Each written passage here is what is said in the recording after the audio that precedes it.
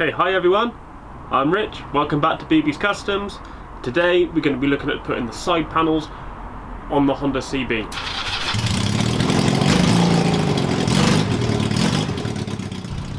Okay, so this is what I've got to make the side covers out of. This is, I know it doesn't look like much, but this is 1.2mm thick perforated stainless steel mesh. It's basically a sheet of stainless with hundreds of 10mm holes in it.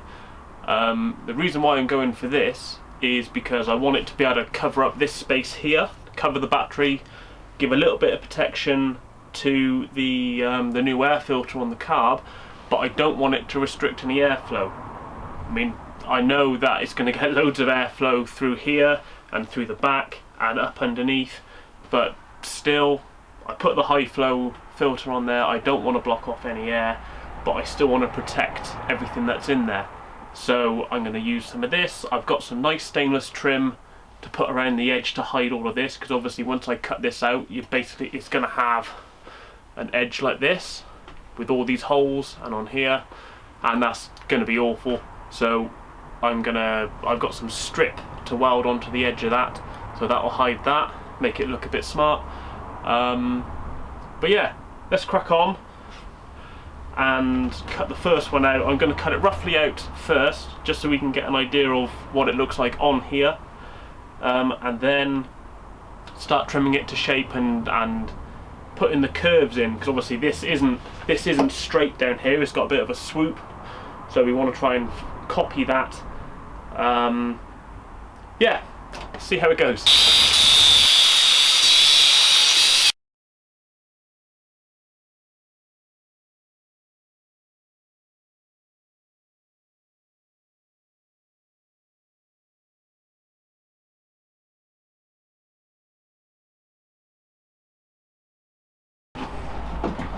Right, so I've got this roughly cut out now. So this is, well, the plan is, obviously this is the earth lead to go from the block to the battery, the main negative. So I'll undo that and put this on the inside of this bar, so that'll be out the way. But this is going to go something like that. I'm going to use the existing mounting point there and there. I'm going to put a bracket across here with probably a bolt or something on there, so that they can't just be taken off by anyone. But yeah, that's going to go on there like that. So I need to trim this corner off, and I'm going to trim a little bit out of here, just around there, because this is the switch for the brake light. I could move that inside, but I do quite like having access to that. I mean, it's not hugely in the way, but it'd be good to go around it anyway. So yeah, that lines up with that. That'll go into there, and then this, once it's around all of that, we'll need to curve in like that to just get down into there. So where's my pen?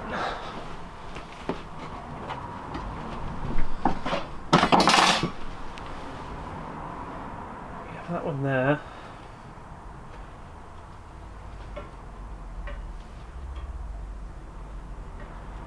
Like that. So we need to take that off of there, like that. That's all okay up to there.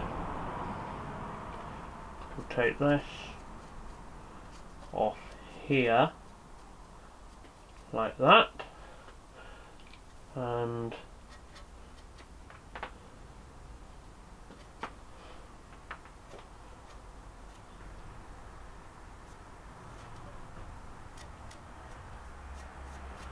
we'll take that off there, like that.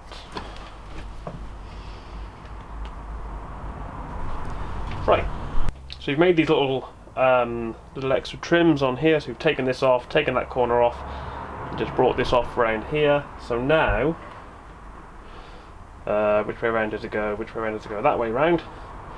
So that is going to sit in there, something like that. This is going to just curve down here, like that. So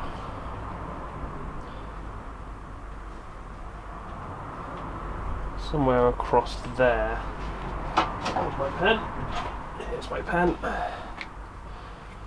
So the bend is going to start there, probably go to about there. So we're going to be coming across an angle down to here. So I'll just fold that and then see about cutting the strips of stainless to weld onto the outside. Oh no, we need to just cover that as well. That's going to, oh no, that's right, that's going to be there. The bend actually has to come down there like that. Okay.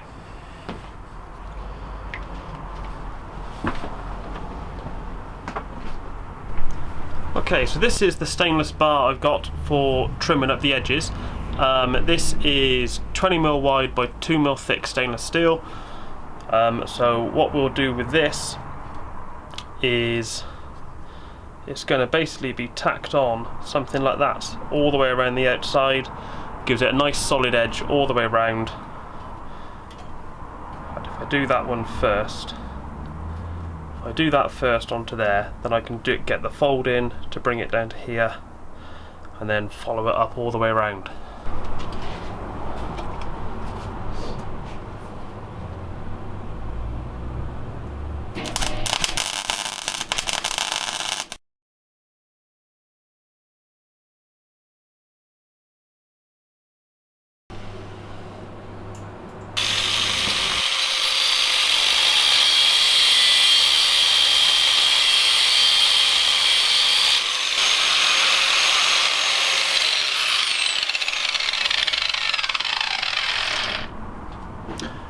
Okay, so there's the first piece on.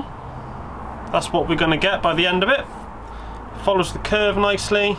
So that's going to be the bit which is closest to the engine, and then obviously we'll just carry on going all the way around. So I shall crack on and do that, and I shall see you in a bit. Okay, so I finished off making this one. So that's going to be like that on the bike. So the tank would come along here, tank and seat. This is obviously the opening for the brake light switch, and then that's just the front edge there. If I give you a quick zoom in so you can see it a little bit more clearly. Get the focus right, there we go. So you've got the nice thick border all the way around this way, like all the way around, all nicely blended in. Every seam's all welded up. So when it's on the bike, it should look quite smart. It's probably not going to stay silver or stainless even. I'm probably going to paint it black to match the frame, but I'll do that at a later date. I'll quickly put it up against the side of the bike so you can see what it looks like, and then make a plan from there. Okay, so that is going to go in there like that. I think that looks pretty good. Yeah, it'll protect everything, keep all the stones out. Yes. Yeah, I think that's good. I'll make the second one to go on the other side. I'll do that off camera because it's exactly the same as this. Otherwise, no. Apart from, it won't have this cut out in here because everything's clear on that side. Then it's just putting on some attachments on the back to go into these lugs. They're not lugs, are they? Into these location points, and put the bracket on down here. I'll probably do that in a different video, just because I'm aware this one's probably going to be getting on a little bit now.